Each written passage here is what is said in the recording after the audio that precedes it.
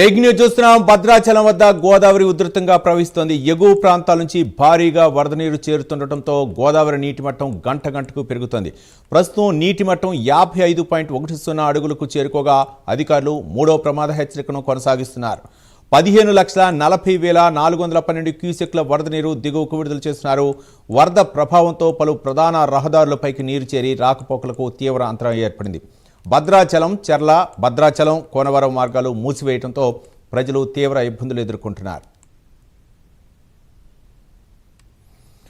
మొత్తానికి భద్రాచలం దగ్గర గోదావరి ఉధృతంగా ప్రవహిస్తుంది. అధికారులు మూడో ప్రమాద హెచ్చరికను కొనసాగిస్తున్నారు. అక్కడ ఉన్నటువంటి తాజా పరిస్థితిని మా కరెస్పాండెంట్ రజనీకాంత్ అందిస్తారు. రజనీకాంత్, ఏంటి అక్కడ గోదావరి దగ్గర ఉగ్రరూపం ఏ విధంగా ఉంది గోదావరి? మరోపక్క అధికారులు ఎలాంటి చర్యలు చేపట్టారు? లోతట్టు ప్రజల్ని ఎలా అప్రమత్తం చేశారు?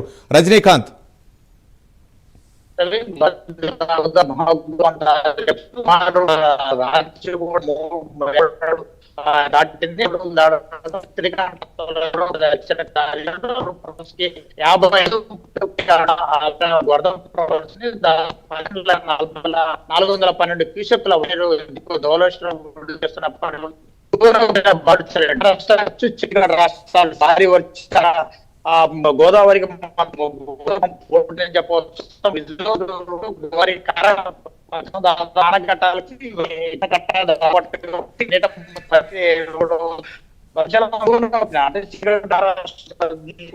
ఇంద్రావతి నది ప్రాణహిత నది తాలిపు ప్రాజెక్ట్ కూడా ఛత్తీస్గఢ్ ఉన్న ఛత్తీస్ రాష్ట్రం సరిహద్దు చర్ల మండలం మీడియేషన్ ప్రాజెక్టు తాలిపేరు ప్రాజెక్టు కూడా 11,074 కూడా దిగువకు విడుదల చేస్తున్నా. అవి కూడా వచ్చి గోదావరిలో కలుస్తుండడం జరుగుతుంది. పక్క ఎల్నినో ప్రభావం కారణంగా తెలంగాణ వ్యాప్తంగా వర్షాభావ పరిస్థితి కూడా నేపథ్యం తెలంగాణ గత రోజులుగా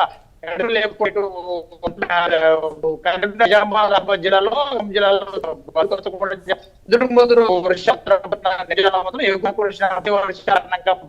మాత్రం గోదావరి మహాగురు పొందాల్సి పోవచ్చు. ఈ నదిలో మాత్రం మొదటి మూడవ హెచ్చరిక జారీ ఇదే మొదటిసారి పోవచ్చు.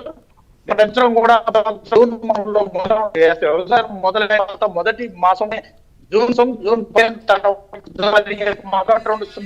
రెండవ ప్రమాదం మూడవ ప్రమాదం కూడా జారీ భద్రాచలంలో మాకు గోదావరి ఈసారి అడవులుతున్న మీమాంస పూర్తి ఇటు శాస్త్రంలో ఇరిగేషన్ శాఖ అధికారులు కూడా రాత్రి 14 లక్షల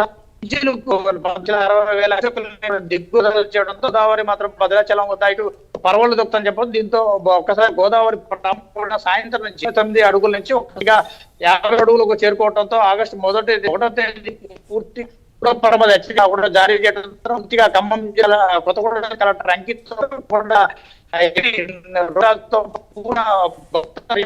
ఏర్పాటు చేశారు. మరొక ప్రాంతాలైన 9 ముంపు ప్రాంతాల్లో పునరావాస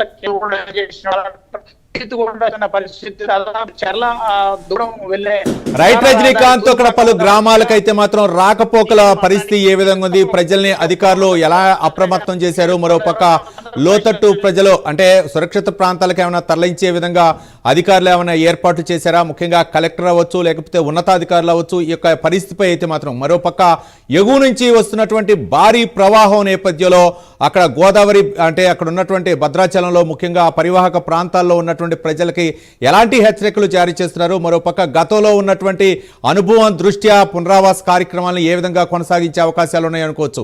రజనీకాంత్. రవి, దీనికి సంబంధించి కూడా ఇప్పటికే కొత్తగూడెం జిల్లా కలెక్టర్ ఎస్పీ రోహిత్ రాజు నేతృత్వంలో దత్తా సబ్ మునాల్ శ్రేష్ఠ నేతృత్వం మాత్రం భద్రాచలంలో 2 పునరావాస కేంద్రాలు, జిల్లాలో పునరావాస దుబ్బగూడెంలో పునరావాస కేంద్రం, అశోకపురం, బోర్వాడలో మరొక మొత్తం భద్రాద్రి కొత్తగూడెం గోదావరి ఎఫెక్టెడ్ ఏరియా మొత్తం గర్భిణీలు దాదాపు 10 మంది వృద్ధులను కూడా ఆ ప్రాంతాల కేంద్రాలను కూడా ఇచ్చారు. ముంపు ప్రాంతాలైన చెర్ల, దుమ్ముగూడెం ఏరియాల్లో దాంతో పాటు అశోక్, పెనపాక, దుర్గంపాటి, రెడ్డిపాలెం దాంతో పాటుగా ఈ ప్రాంతాల మాత్రానికి పూర్తి వరద ప్రవాహం కొనసాగితే 2-3 ప్రవాహం కొనసాగే నేపథ్యం ముంపు గురయ్యే ప్రాంతాల మరొక గత అనుభవం పెట్టుకోవడానికి పూర్తిగా శాఖలు కూడా దాదాపు ఆశాపురం కూలీలు డ్రైవర్లతో పాటు డ్రైవర్లు దాంతో పాటు కూలీలు కూడా ఇరుకపోయిన పరిస్థితి. అప్పటికే కేంద్రంలో మాత్రం ఎన్డీఆర్ వాళ్ళు సురక్షిత ఆ తర్వాత కూడా చర్యలను తాసు కావచ్చు చర్లమండలం సిఐ కూడా పోలీసులు కూడా అప్రమత్తత ప్రకటించారు. దాంతో పాటు ఖమ్మం భద్రాచలం పట్టణంలో ఈ నుంచి కూడా ఇప్పటి వరకు కూడా వర్షం లేకపోవడం వల్ల భద్రాచలం ప్రజలు కూడా భద్రాచలం పట్టణంలో మొత్తం వస్తే కరకట్ట వరకు వస్తుంది. అక్కడి నుంచి సులీజుల పంపిలో మోటార్ల ద్వారా పంపి ఎత్తి దీంట్లో గోదావరిలో పంపించాలి. ఆ పని కూడా లేనప్పుడలో కొంత అధికారులు కూడా ఊపిరి పీల్చుకున్నారని చెప్పవచ్చు. దాదాపు భద్రాచలం నుంచి శ్రీగడ్డు వెళ్ళి దాంట్లో చెర్ల వెంకరం దాంతోపాటు కూర వెళ్లే రహదారుల్లో వరద నీరు చేరుకోవడంతో పూర్తిగా ఈ రహదారులు పూర్తిగా బ్లాక్ అయిపోయిందని చెప్పి చెర్ల వెంకటాపురం దుమ్ముగూడెం వాజేడు వెళ్లే రహదారుల పాక వరద చేత మాత్రం కొన్ని గ్రామాలు ఫ్లడ్ ఎఫెక్టెడ్. దాంతో పాటు పర్ణశాల వద్ద సీతమ్మ కూడా పొంగిపడటంతో నారచెర్ల కూడా పూర్తిగా మునిగిపోయిన ఇప్పటికీ పునరావాస కేంద్రాలు ఏర్పాటు చేసినట్టుంది. ప్రజలకు ఎలాంటి అన్ని రకాల చర్యలు కూడా చేపడుతున్నట్టు జిల్లా కలెక్టర్ అంకిత్ కూడా ఉన్న పరిస్థితి. మరోపక్క వాగులు వంకలు పొంగి ప్రాంతాలు పరివాహక ప్రాంతాలు గోదావరి ప్రవహి ప్రాంతాల్లో వెళ్లకుండా మాత్రం బారికేడ్లు పెట్టి పోలీసు రెవెన్యూ యంత్రాంగాలు మాత్రం పూర్తిగా భద్రత ఏర్పాట్లు కూడా చేస్తున్న పరిస్థితి నెలకొంది. Ravi right, thank you Rajinikanth.